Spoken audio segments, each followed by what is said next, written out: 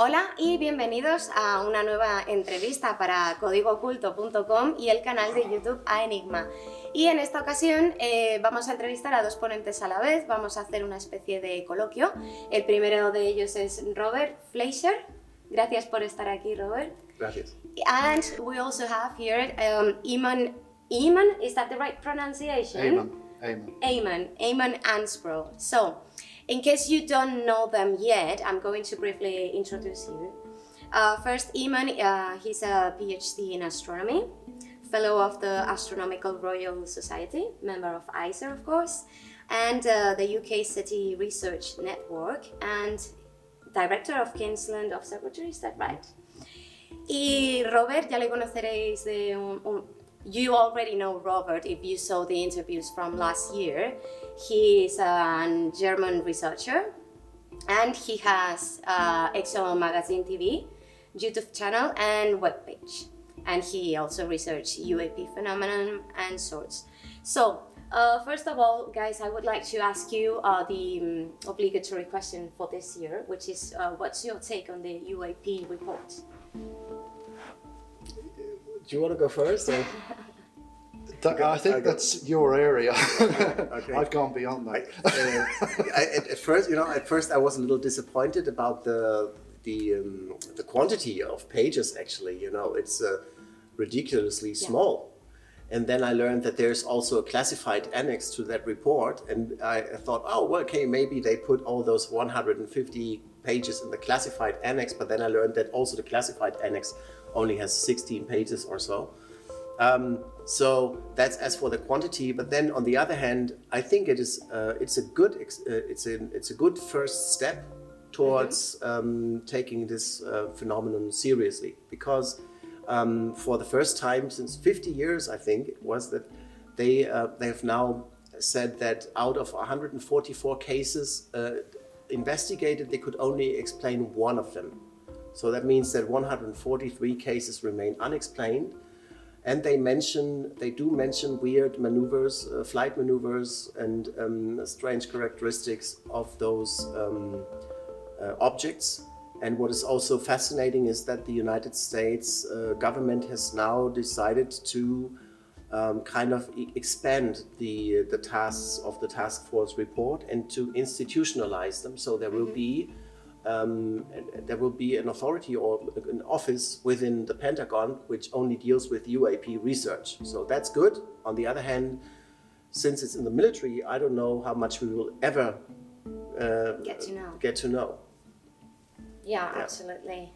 And so, Eamonn, since I believe you designed some contact protocols model, in case they would make contact right now, can you explain us a bit about that? Oh, that's a big one. Okay, just a fair bit. Okay, yes. I designed and developed a template and also protocols. And this actually came about because ICER was in the formation. I actually had presented this at the University of Oxford back in 2018 to the SETI community, but it was based on the electromagnetic spectrum. All right, it was a different approach, all right? But you have to realize I'm rather a paradox because I understand the scientific community very, very well, having been in SETI for a long time, but you have to be very careful in this area. So anyway, because ICER was becoming in formation, I was so excited. I thought, wow, this is it. This now is the opportunity for a world structure that this could be applied for. And then I understood that they could lead to the United Nations. I thought, wow, yes, because there's no point dealing with SETI because yes, they have, protocols for first contact. It's all done scientifically within the electromagnetic spectrum. And indeed, there's only one agency on the Earth to inform the United Nations. It's a little group called the International Astronautical Federation, SETI, of the SETI Permanent Committee.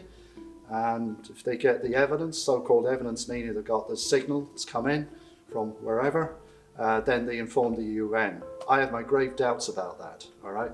Because any advanced civilization is not using the EM spectrum, you know.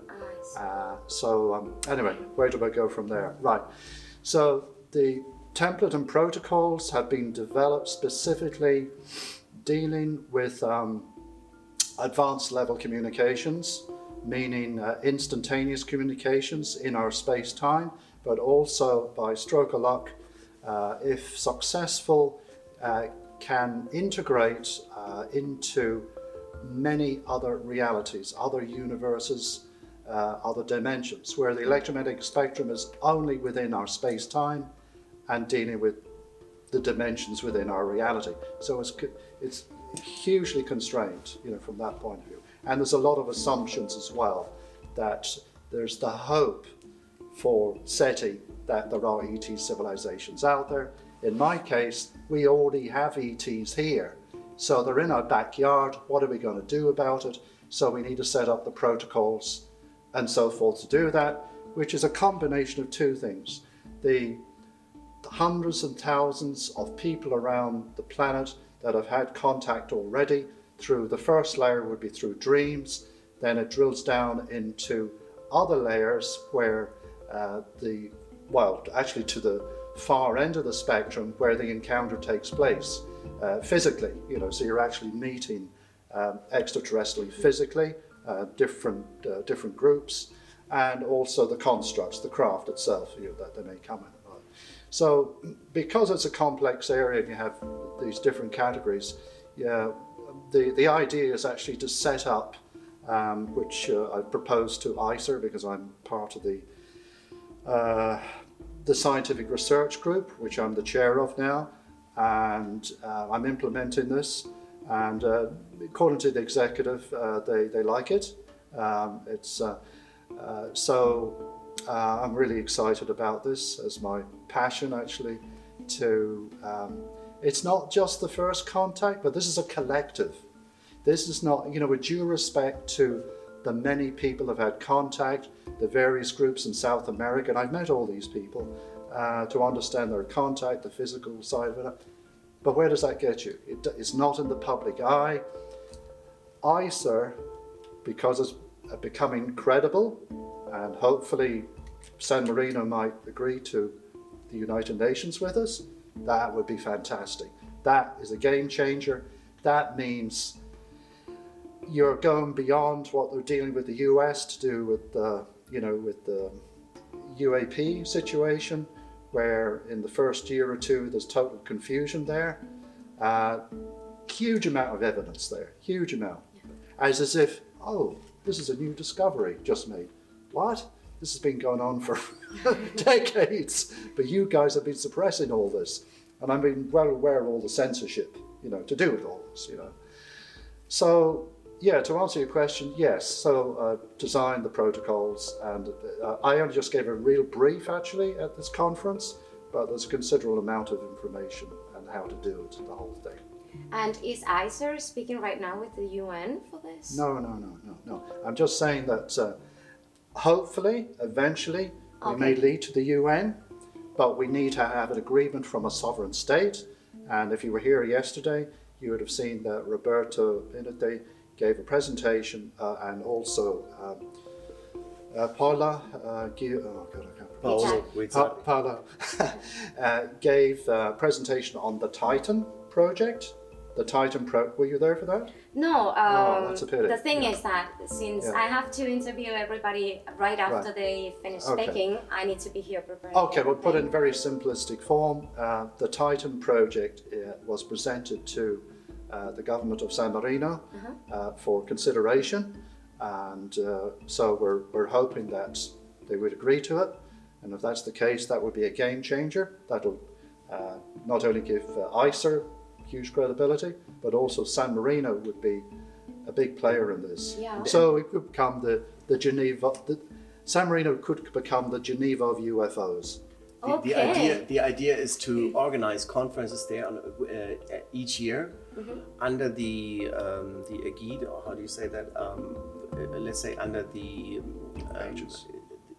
the Aegis of the United Nations, where all the researchers of UAP unite and talk about the latest developments and UAP research. And San Marino is actually predestined for that because they have been doing those kinds of UFO conferences for so many years now. 30 years. 30 years. Yeah. Roberto Binotti, who is from the founder of the Centro Ufologico Nazionale, he has been organizing this, and the government of San Marino has been very open to the subject. And so we hope in ICER that maybe there will be a chance to carry out those conferences in San Marino. You are accomplishing quite some things right now, because I believe the organization is really young. I think it was founded last year, right? Yeah. Yes. Well, it was registered formally, legally in Portugal. That was this year. Few months ago, this year. And we were only launched on the 25th of May of this year. We're only babies. We're a baby corporation. But we have to add though that we met for months and months before. I see. I mean, you know, if you have people from 28 countries, or how many countries are there? It's like people from New Zealand, from the United States, Japan, South Russia.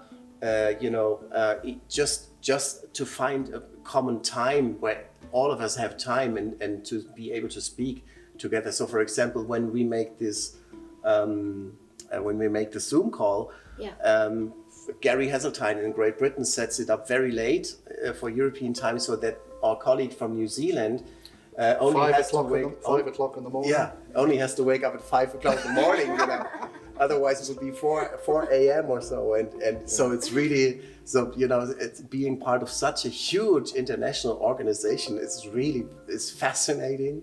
It's also tiring sometimes, but it's so interesting to have all those experts and high-ranking scientists like Eamonn, for example, but then also we have other researchers, people in all these different perspectives coming together and all pursuing one goal, and that is so fascinating about ICER. Awesome.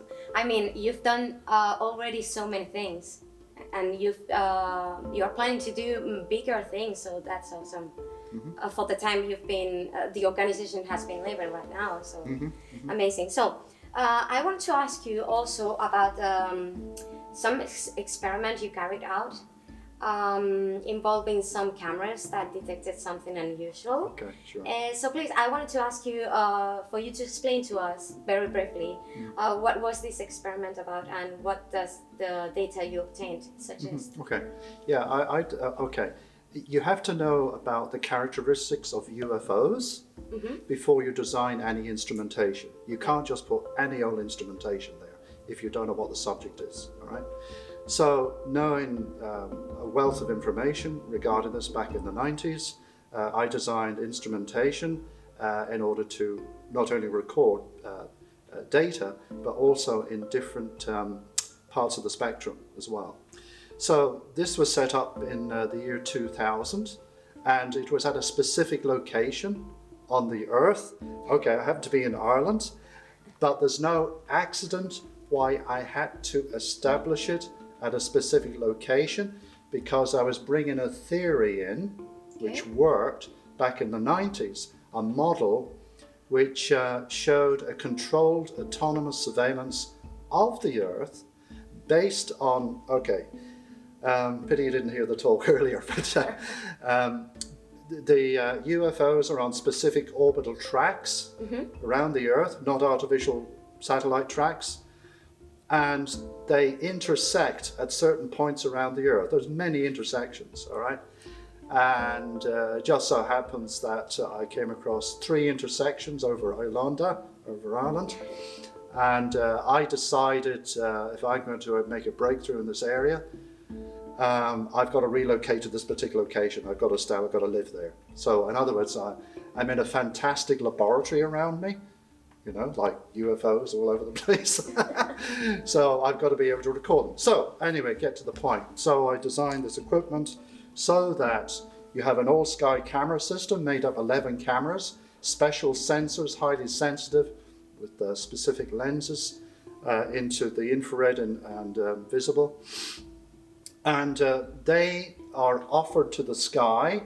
So the sky actually is made up of thousands of little squares, virtual squares, because when you understand how UFOs operate, they can manifest themselves like there, or they can just all of a sudden, come along in a linear sort of movement. They can do zigzag movements and so forth, all right? This particular location had a wealth of people that have seen this. So when I went there back in 1997, and I said, you guys must be seeing things.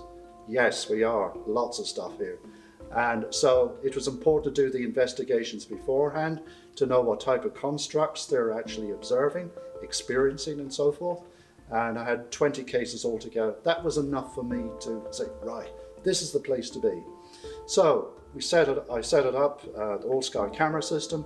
Then in order to track the UFOs, even though you might record them, like on a very low scale, all right, wide field of view, so to speak, you've got to be able to track them as well. But in the tracking, you're not only using optical, you need infrared, because I discovered they operate in the infrared, and also they give off gamma rays and ultraviolet rays, all right? And I discovered that in the late 1990s, so I had to buy special detectors operating in the ultraviolet, because I came across cases like people that got rashes because of, like rashes and going red because of the exposure of ultraviolet. So I had to so I've got to put that into the design as well. Also, I had to design, which was very challenging, a spectrograph in plain language, and we needed to know the composition behind a UFO. What is it made up of? What's going on here? That's a really complex one, because normally when you're designing instrumentation like in a spectrograph, it expects something that's only still, just there the whole time. You're dealing with something that's moving about. It's like, how do you do this? That was a complex part of it, all right? That was rather unsuccessful, that one, although we spent a lot of money on this.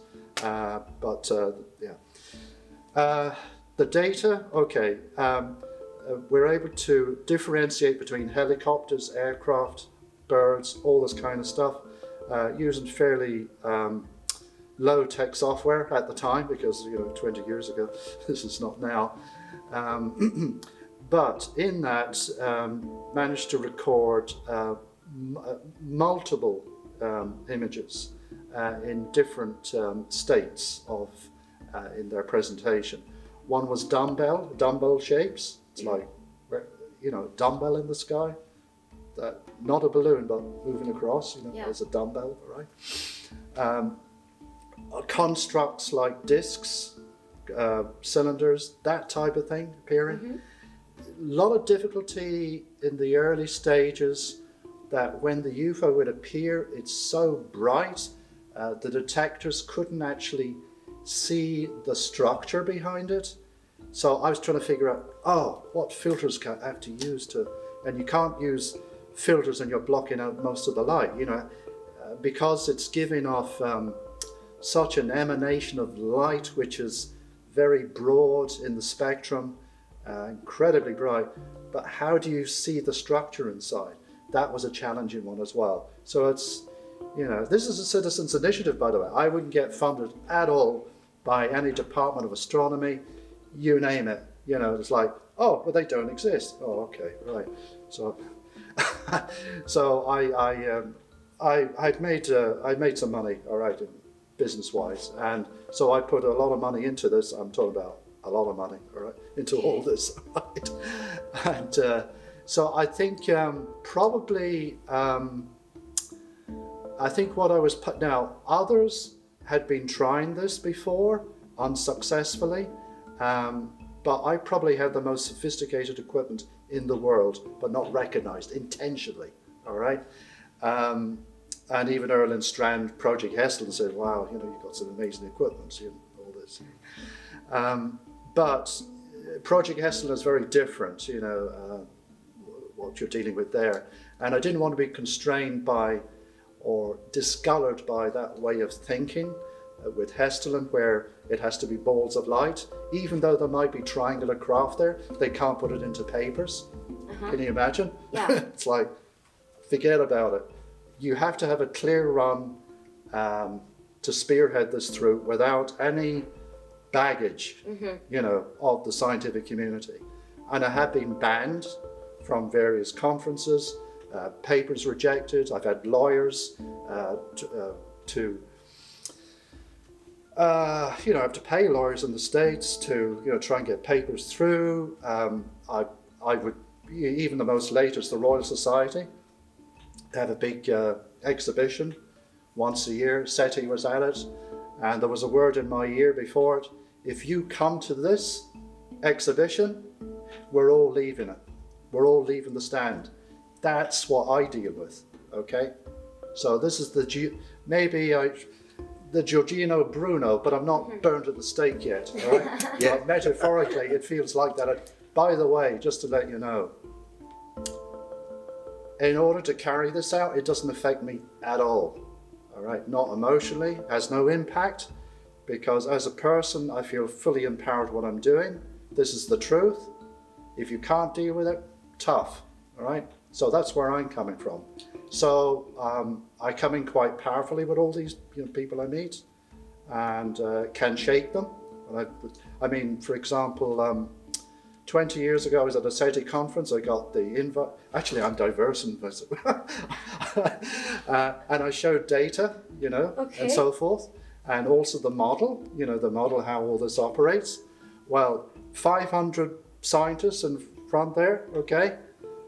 I could see as I was talking, they were going white, because now I'm showing the data, all right?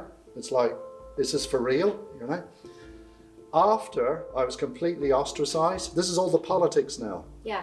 Completely ostracized, we can't invite you to the dinner. One. Number two, I found out after the next morning, they thought I was perpetrating a hoax on the whole SETI community, was one. But 50% thought there's something in all this data. There's something here. So there was, that was the first one where I had to get a lawyer in to get my paper published. So for other scientists who are in an academic community, it would affect them. In fact, they would dare not go into this arena at all. All right, they'd be, For me, I'm not in the academic, although I'm highly qualified, but I'm not in the academic community, but I go in there as you could say I'm like the Joker. I'm the Joker, go in there, blah, blah, blah. Batman's Joker. You mean Batman's one? No, not as bad as... Oh, the classic one, you mean? The classic Joker, the classic in history. Figure, yeah. Classic Joker in history, okay? A friend of mine asked me a number of years ago, who knows me very well, and trying to figure out, who are you? Who are you? They heard the presentation about the stuff 10 years ago, right? And I said, I figured out who you are now. You're the Joker. So I thought, oh yeah, you're right, I'm the Joker, yeah. He liked that very much. It feels good, doesn't it? Yeah, but to be the Joker is not eager enough. You really have to be empowered in this game. Yeah. Empowered, meaning And I've dealt with the this is on cameras. Intelligence community. Right. I've had my stuff with the intelligence community as well. They contact you? Oh yeah. But I had tools actually to attenuate. I won't go through it here. That's another. Wow. Oh yeah. Amazing. This would be like, what do they call it? Trials of passage. What do they call it? You go through process of complete screening or what? Passage in your life, like you're on trial. All right, trial. All right, all right, and So in one particular case, I had specific tools to use to actually stop all this. Have you ever been scared? No. Well, maybe at times, yeah. Okay, I don't know what they. See, the thing is, when you're in a state of being scared, guess what? Your vibration becomes lower, you're in the fear state, and it attracts all this fear stuff, all the intelligence and everything else.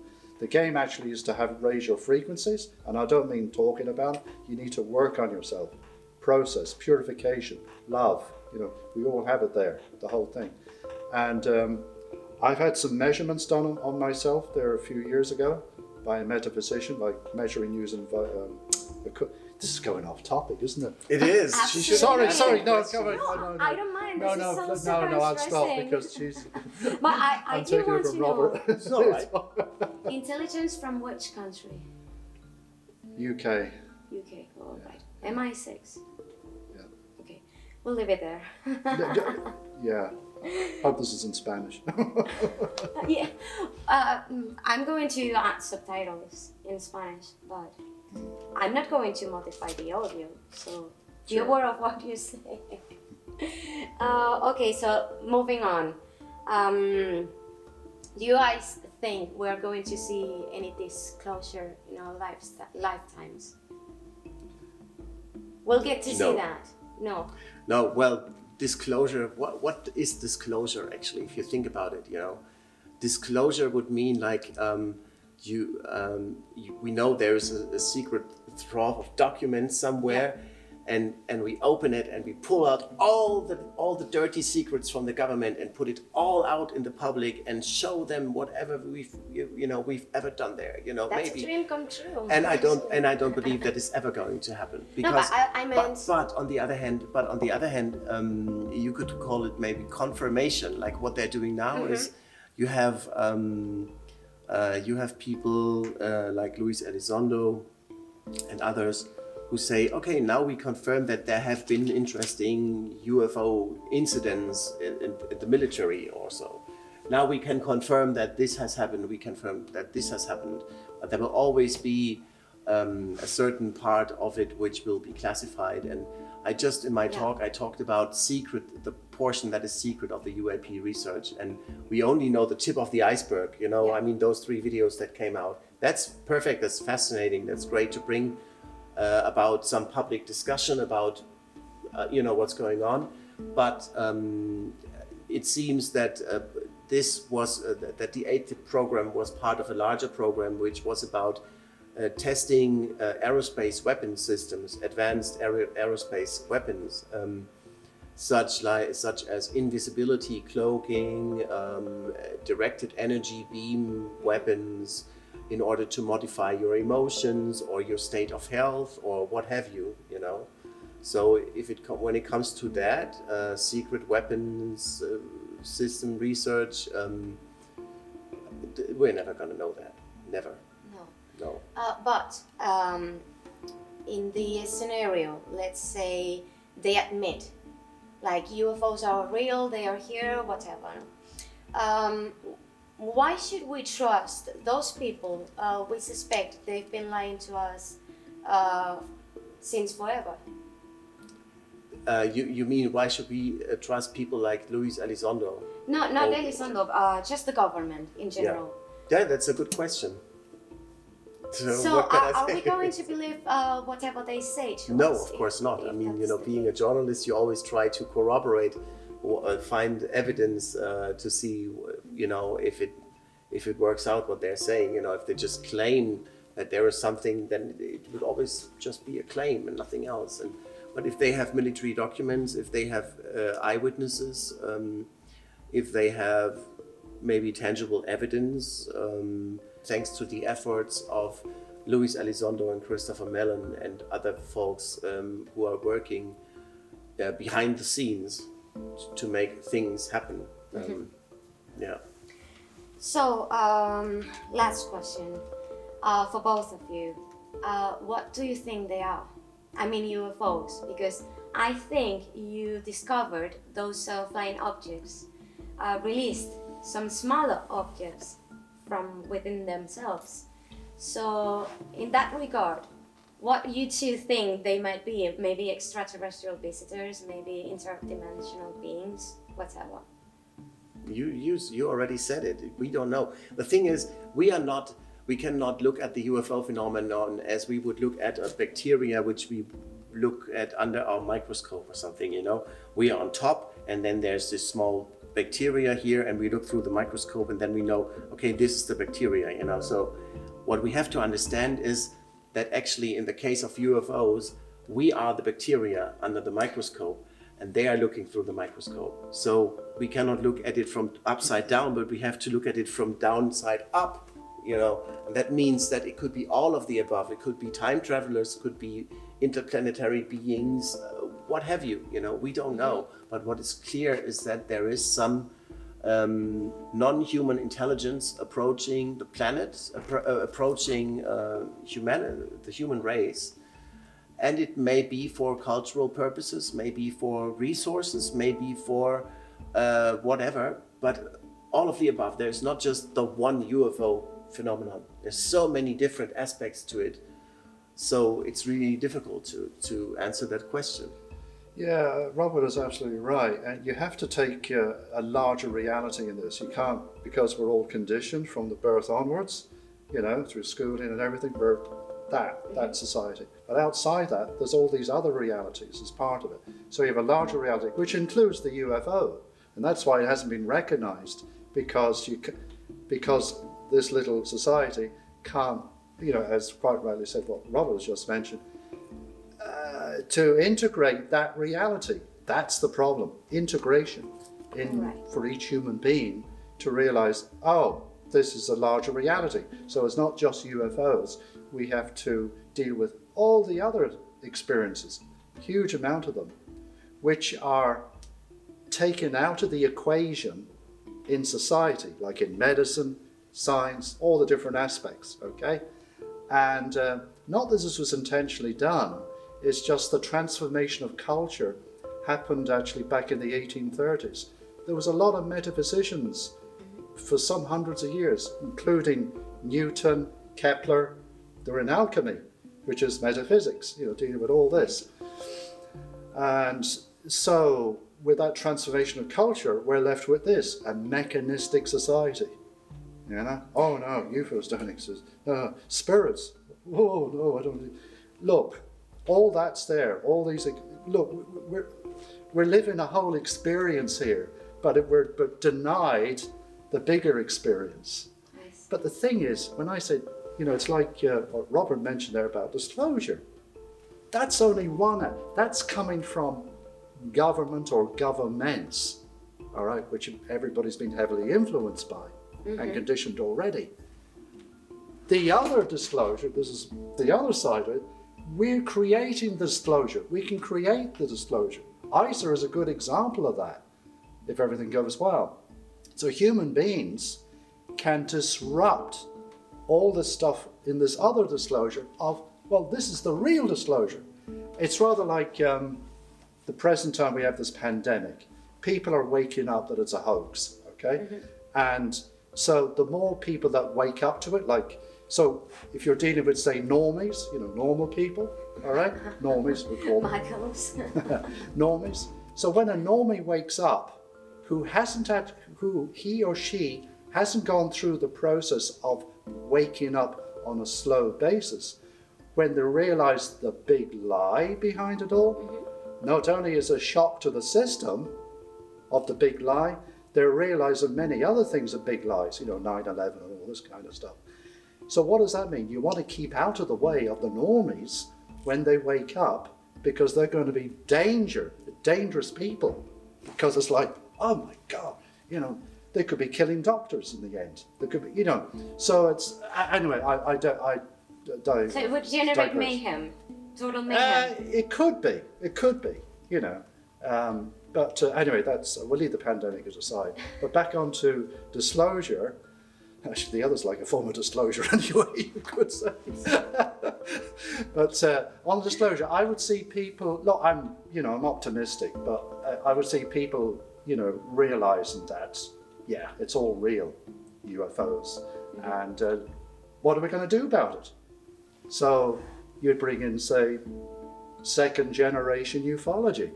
So it's like, gone are the days of detections and collecting all the data and all the governments doing this and blah, blah, blah.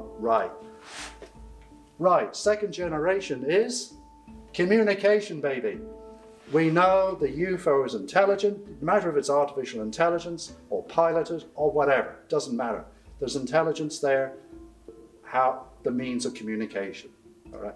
They're monitoring all this, and it's been proven. UFOs in different categories, different groups, are monitoring the situation. There's no accident what happened in the States with the military, particularly when you have UFOs surrounding all these battleships and aircraft, surrounding them. It's like they're staring them in, it's like, wow, what's going on here? It's going on to, because of the monitoring, they're pushing it further. The UFO is like edging in there, right, look, if you don't, what's the word? Well, the end result would be disclosure, but which... confirmation. The confirmation. This exists, we can't escape from it. This exists. And of course, the Pentagon came out there in December 2017 on the New York Times. Oh, UFOs exist. Well, actually, they existed from 1946 to 1953 as interplanetary craft. And when you look back historically, 75 years, guess what? The generals, military, yes, this is interplanetary craft. Oh, right, we've got to stop it in 1953 with the Robinson report. Oh, you have to report on this. Okay, so what is the report going to say? Nothing. Then you got all these other reports, all whitewashed. So it's complete censorship from 1953, from the Robinson report, right up to 2017. So now here we go. The last 4 years. So disclosure comes in two categories, I see. Disclosure, as Robert said, the governments and all that. I agree, yes. It won't come out with the governments, but guess what? It'll come out with us, human beings, if we put effort into all this. And the thing is also that governments, they don't have any interest in changing the status quo, because imagine what would happen if they would step on the scene and say, look, they are being superior to us. Oops. Because what would happen? People would start to ask questions, so are there wars on the planet of those extraterrestrials? What's their highest tax rate on their planet? So politicians are literally, they are sawing on the branch on which they are sitting, if you cannot bring into play the existence of some superior beings, because a whole power system on Earth has been created in a way that power is only distributed among humans in one direction. So just imagine there's another higher intelligence. It would make it perfectly complicated, and it would abolish the need for politicians, and that's why they would never touch this. Yeah. Absolutely fantastic. Thank you two guys. It's been a pleasure speaking with you. Igualmente. We'll end it here.